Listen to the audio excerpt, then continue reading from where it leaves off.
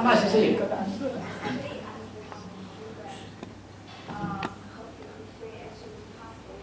Okay. Okay.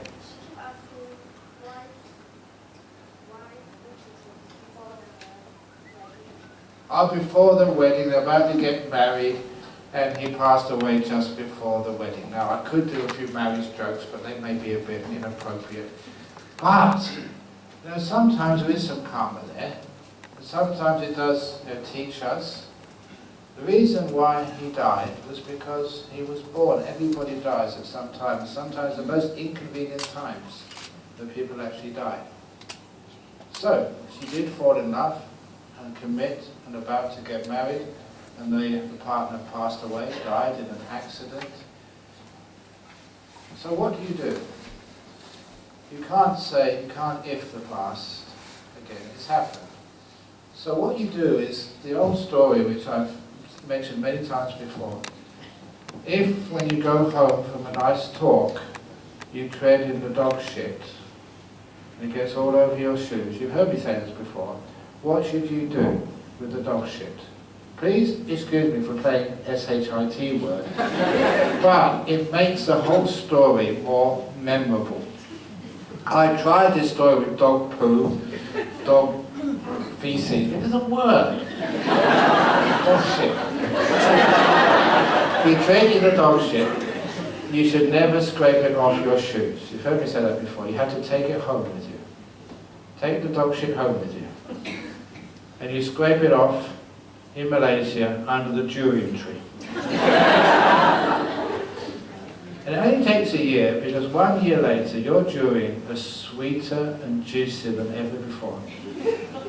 And when you're eating that durian, you must always remember what you're really eating. You're eating dog shit, but it's been transformed into beautiful durian.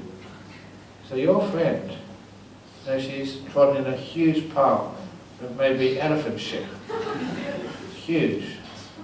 It's not a small thing. All hopes have been dashed, disappeared, and the whole sort of future has like been crushed. But it's a huge amount of shit. Dig it into her heart. Become a better human being, a kinder human being.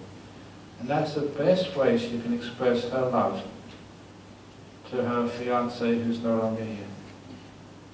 To love his memory and make something beautiful out of it. And she can do that. But my goodness, she's probably quite young. It's hard to say this, but I can almost guarantee, 5, 10 years down the track, she'll have another partner, as we do.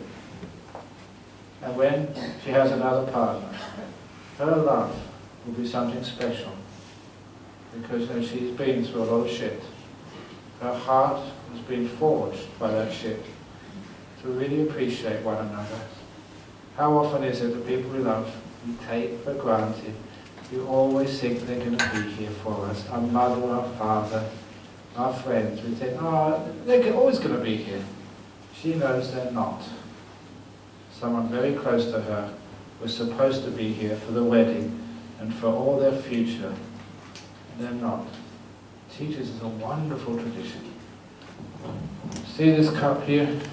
This is Ajahn Chah's teaching. This cup, it's ceramic. It's got a crack in it. It's a cracked glass simile. You probably can't see this crack.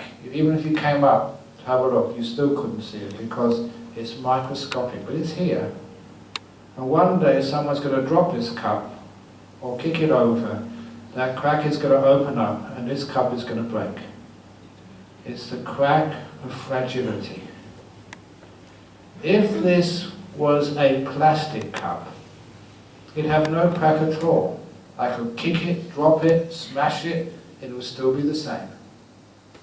But because it is fragile, that's why I and BGF, whoever washes this afterwards, that's why we have to care for it.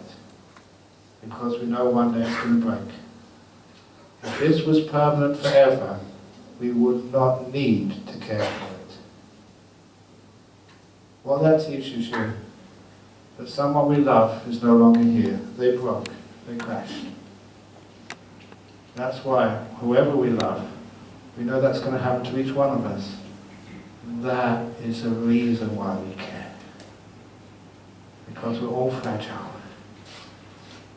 That's why we care for the BGF. That's why you care for Ajahn Brahm. That's why you care for each other. We're all one day going to go. So before we do, let's care for each other. 100%.